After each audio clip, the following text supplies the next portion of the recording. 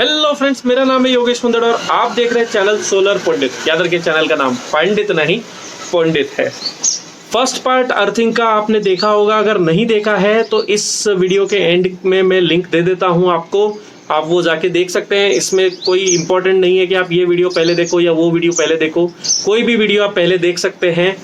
आपको सिर्फ मैं ये दो बातें बताना चाहता हूँ, एक तो इस वीडियो के कंटेंट क्या है और सेकंड हिमांशु सर ने अपनी तरफ से एक गिफ्ट दिया है, तो वो दोनों भी बातें जस्ट मैं आपको बताता हूँ। तो सबसे पहले इस वीडियो के कंटेंट्स आपको बता देता हूँ। इस वीडियो में रहेंगे आपके डीसी साइड की earthing, importance of GI strip of 25/3, उसके बाद इंसुलेटर्स का इंपॉर्टेंस बताएंगे, उसके बाद एसी साइड अर्थिंग का इंपॉर्टेंस आपको बताया जाएगा, लाइटनिंग अरेस्टर का इंपॉर्टेंस आपको बताया जाएगा, और बेंटोनाइट अर्थिंग क्या होती है, उसका क्या इंपॉर्टेंस है, क्या उसका रेजिस्टेंस में बेनिफिट होता है, ये आपको इस वीडियो में बताया जाएगा। दोनों वीडियोस अगर आप देख लेते हो तो उसके बाद आपके मन में आपके लिए अर्थिंग से रिलेटेड एक भी क्वेश्चन नहीं बचेगा। सो मैं सजेस्ट करूंगा आपको कि दोनों वीडियोस आप देखें। ये वीडियो अभी आप देख लें और इस वीडियो के एंड में मैं लिंक दे दूंगा, तो सेकंड वीडियो भी आप जरूर देख लीजिए।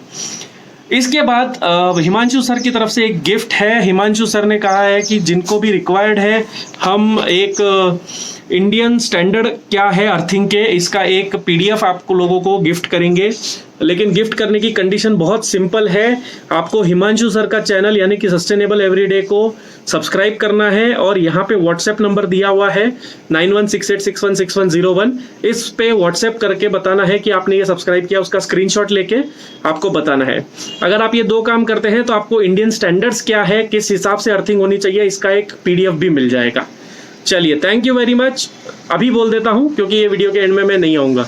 चलिए, थैंक यू वेरी मच और बाय बाय। जो लोगों को सबसे बड़ा कंफ्यूजन रहता है कि सर मेरे जो स्ट्रक्चर अर्थिंग में डीसी साइड का कर रहा हूँ, डीसी साइड में क्या क्या चीज़ें आती हैं। तो डीसी साइड में आपका इन्वर्टर की बॉडी आती है, मॉड्यूल का स्ट्रक्चर आता है, मॉड्यूल टू मॉड्यूल अर्थिंग आती है, जैसा मैंने अभी आपको स्टार्टिंग में ऊपर दिखाया था। मॉड्यूल टू मॉड्यूल भी कनेक्ट होता है aluminium frame, GI structure to GI structure होता है, और जीआई स्ट्रक्चर से जो बेस्ट प्रैक्टिस मानी जाती है अर्थिंग की वो होती है गाइस, हम जीआई स्ट्रिप की अर्थिंग करें। जीआई फ्लैट जिसको बोलते हैं, वो 25 mm क्रॉस 3 mm का फ्लैट होता है, जो आपके मॉड्यूल के स्ट्रक्चर से होता हुआ इस दो डीसी साइड के अर्थिंग पिट तक आता है। ध्यान रखिएगा, आपके इन्वर्टर की जो बॉडी अर्थिंग होती है वो भी इसी चीज़ से कनेक्टेड होती है और जाके आपके अर्थिंग पिट में कनेक्ट हो जाती है। ठीक है, सबसे बड़ा इंपॉर्टेंट इसमें गुड प्रैक्टिस में यह आता है कि जो भी आप जीआई फ्लैट आप यूज़ करते हो अपने मॉड्यूल के स्ट्रक्चर से लेकर अर्थिंग पिट तक, 1-1 मीटर की दूरी के फासले में आपको इसके नीचे इंसुलेटर सैडल लगाना पड़ता है। ऐसा नहीं कि मतलब आपको इसको दीवार में जड़ते हुए, दीवार में क्लैंप लगाते हुए ले आओ। ये इंसुलेटर बहुत ज़्यादा इंपॉर्टेंट रोल प्ले करता है गाइस, क्योंकि जस्ट इन केस आपके रूफटॉप पे बारिश हो गई या आपके दीवार में नमी है, तो जो भी लाइटनिंग स्ट्राइक के बाद जो सर्ज फ्लो होने की कोशिश करेगा वो इस जीआई फ्लैट से ना होते हुए आपके वॉल के अंदर फ्लो होने लगता है। तो आपको कोशिश ये करनी है कि आपको ये इंसुलेटर सैडल फ्लो का इंस्टॉल करना है 1-1 मीटर के दूरी के फासले में, रूफ टॉप से लेके जहाँ तक भी इसको राउटिंग करके आप अपने अर्थ पिट तक ला रहे हो। अगला पैरामीटर मैं बता रहा हूँ गाइस, एसी साइड की अर्थिंग। देखिए, एसी साइड की अर्थिंग मैं आपको बता दूँ, जो भी आपका सिस्टम हो एसी साइड का, ठीक है, चाहे जो भी उसकी कैपेसिटी हो, आपको मिनिमम 2 अर्थिंग तो देनी ही देनी है। मिनिमम की मैं बात कर रहा हूँ गाइस, मिनिमम। यहाँ पे आपको एक चीज़ समझनी है जो आपको कोई नहीं समझा पाता, कि 1 एम्पियर एसी करंट की value is equal to 10 ampere DC current की वैल्यू। तो आप समझ लो मतलब एसी करंट कितनी ज़्यादा पावरफुल होता है as compare to DC current. तो एसी के रिस्पेक्ट में आपको कभी भी गाइस चांस नहीं लेना है। जब भी आप अपने एसी साइड की अर्थिंग कर रहे हो, मेक श्योर कि गिरती हालत में आपको 2 अर्थिंग तो करनी ही करनी है। दोनों अर्थिंग पिट के बीच का जो आपका डिस्टेंस होना चाहिए, it is more than 3 metres का होना चाहिए। 3 मीटर की डीप अर्थिंग होनी चाहिए। केमिकल अर्थिंग करनी है, विथ इलेक्ट्रोड अर्थिंग आपको करनी है। और इसमें आपको ध्यान क्या देना है कि जो आपके अर्थ पिट का रेजिस्टेंस है should always be less than 3 ohm. 5 ohm is the maximum limit, लेकिन जो गुड प्रैक्टिस में आता है वो होता है 3 ohm with chemical earthing, with electrode earthing, GI flat के साथ 25 mm cross 3 mm cross section वाले फ्लैट के साथ आपको एसी साइड की इसी तरीके से गुड प्रैक्टिस में अर्थिंग करनी है। अब जो लोग गुड प्रैक्टिस की अर्थिंग नहीं फॉलो कर पा रहे हैं एसी साइड में, तो उसके लिए मैं आपको एक कोई सब्सिट्यूट सलाह नहीं देना चाहूँगा गाइस, क्योंकि अर्थिंग इज़ वेरी इंपॉर्टेंट। जैसा कि मैंने आपको स्टार्टिंग में बताया कि एसी साइड की अर्थिंग के साथ आपको रिस्क नहीं लेना है।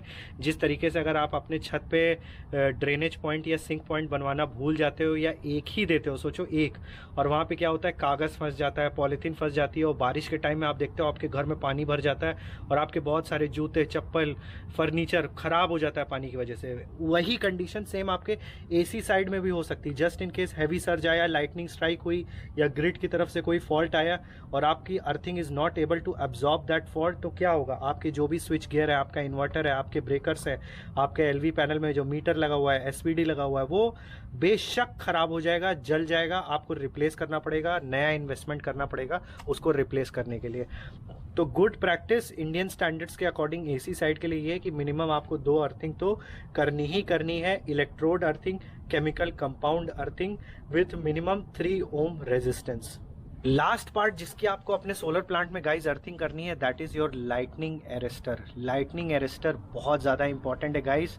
बहुत रेयर होता है कि लाइटनिंग गिरती है, लेकिन मेरा यकीन मानिए कि जब लाइटनिंग गिरती है तो आपका बहुत बड़ा हैवी लॉस हो जाता है in terms of solar power plant में जो आपने इन्वेस्टमेंट किया है। मैं आपको कुछ पर्सनल अपना एक इंसिडेंट भी शेयर करता हूँ। मेरे साथ एक मेरे कोलीग थे और उन्होंने अपने घर पे, मतलब वो he was very technically sound, लेकिन उनको ये भी मालूम था कि लाइटनिंग स्ट्राइक होने की जो प्रोबेबिलिटी होती है वो बहुत ही कम होती है। तो उन्होंने क्या किया, 6 किलोवाट का सोलर प्लांट लगाने के बाद लाइटनिंग अरेस्टर में इन्वेस्ट नहीं किया, ये कहते हुए कि यार मेरे घर के पास तो 100-200 मीटर पे ऊंची ऊंची इमारतें हैं, उन पे बिजली गिरेगी, मुझ पे नहीं गिरेगी। लेकिन बहुत ही मिस हैपनिंग हुआ, उनके वहाँ पे लाइटनिंग स्ट्राइक हुई और उन्होंने स्ट्रक्चर अर्थिंग नहीं की थी। उनके 6 मॉड्यूल भी एकदम से उसके जंक्शन बॉक्स जल गए, साथ में उनका जो डीसी कंबाइनर बॉक्स था वो भी मेल्ट होके जल गया था। तो आपको लाइटनिंग अरेस्टर की जो अर्थिंग होती है गाइस, सबसे पहले तो गुड प्रैक्टिस में यह आता है कि आपको लाइटनिंग अरेस्टर की 3 अर्थिंग, मिनिमम 3 अर्थिंग तो करनी है, या 2 आप अर्थिंग करो और मेक श्योर कि दोनों अर्थिंग पिट के जो डिस्टेंस होना चाहिए मोर देन 2 मीटर होना चाहिए, 3 मीटर का होना चाहिए। और यहाँ पे अगर आप अच्छा इन्वेस्टमेंट कर सकते हो तो आप बेंटोनाइट की अर्थिंग कराओ, जिसमें आपको एक बहुत अच्छी रेजिस्टेंस की वैल्यू मिलती है, कम रेजिस्टेंस की वैल्यू मिलती है। ठीक है, जितनी रेजिस्टेंस की वैल्यू कम होगी उतना आपका अर्थिंग सक्सेसफुल होगा। और आपको दूसरी चीज़ यही ध्यान देनी सबसे बड़ी कि इसकी अर्थिंग, जो एलए की अर्थिंग होती है, आपको कभी भी किसी चीज़ से कॉन्टैक्ट नहीं करना है, कनेक्ट नहीं करना है, चाहे वो डीसी हो या एसी हो। इसकी एलए की अर्थिंग हमेशा अलग होती है। ठीक है, और इसका अर्थिंग पिट आप अपने डीसी और एसी साइड से आप दूर रखो। मिनिमम 3 अर्थिंग आपको देनी है, 2 में भी आपका काम चल जाएगा, लेकिन अगर उसकी रेजिस्टेंस वैल्यू 3 से कम होनी चाहिए। ठीक है, कॉप वही आपको जीआई फ्लैट यूज करना है, 25 square mm by 3 square mm वाला।